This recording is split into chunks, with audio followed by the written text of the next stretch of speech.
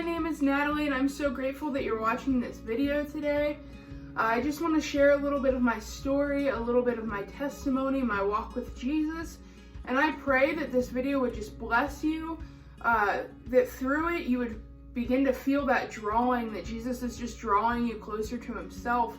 So whether you already know him or you want to know him, or you're not even sure, just stay tuned. I just want to share a little bit of my own story and my own journey. So I remember having my first encounter with Jesus, so to speak, when I was 5 or 6 years old. I went outside of my house, I picked up a rock, and I carved the word Jesus into the trunk of my mom's car with a backwards J, and then denied it. But I was busted. My mom knew that I was probably the only kid around that drew her J's backwards, so it was definitely me. Going forward, I didn't actually start attending church until I was a teenager, and even then, I didn't really want to because I thought Sunday mornings should be reserved for sleeping in. So I fought every step of the way, but nonetheless, I grew up kind of being the good girl, the goody two-shoes, doing everything right.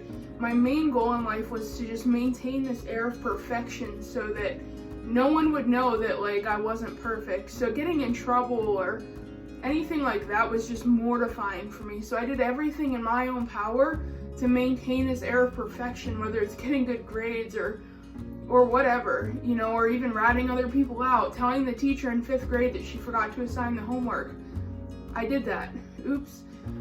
So just going on through my teen years, that continued. It wasn't until about my early 20s where I realized, if Jesus is really real, I want to know him. So I started pursuing him more, only to find out that he had been pursuing me all along. So I remember driving in my car to work one day, and I felt like Jesus said, "Natalie, are you doing things out of your love for me or out of my love for you?" And it was as if I drove 100 miles an hour into a brick wall. I remember that phrase shaking me, and it says in the Bible that we can only love because he first loved us. So I realized I had this image of this table that the Father is sitting at, just this banquet. And I'm sitting under the table trying to pick the scraps up. Meanwhile, I actually have a seat at the table. So that's always been a good compass for me. Where am I? Am I at the table? Am I under the table? Am I even in the room?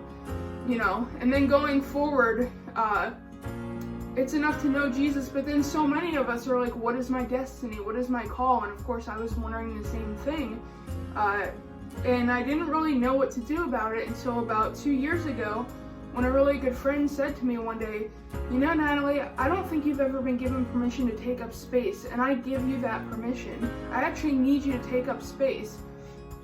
And that conversation changed my life, because not only did I realize that the things that were on my heart were actually real, and God put them there, but it also meant that every single person in the world that I came in contact with, they were created to take up space. Every single person is created to take up space, or they wouldn't be here. So it just shifted something for me to realize, okay, what is the space that I'm called to take up? What is the space you're called to take up? And it's just really my passion to not only do that my own self, but to help others find out for themselves. And so for me, I just had this realization that the things that God put on my heart were real. And there are things that only I can do that will reach people, and that he's yelling go, run, go do it. So I'm pursuing those things now, and I know so many people don't ever get to pursue those things because they don't have validation that those things are real. So today I just want to validate for you that you were created to take up space, and that the things that are on your heart to do in life are real. And you were created to do something. You were created to take up space. And also, just whether you're sitting at the table, whether you're sitting under the table, whether you're not in the room, whether you don't care,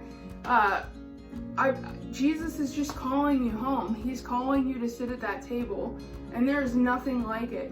So I pray that my story would have touched you, would have drawn you closer to Jesus. And if you want to know more, you can visit our social media and our website, which is iConnectUp.net, and all our social media is at iConnectUp on Facebook and Instagram.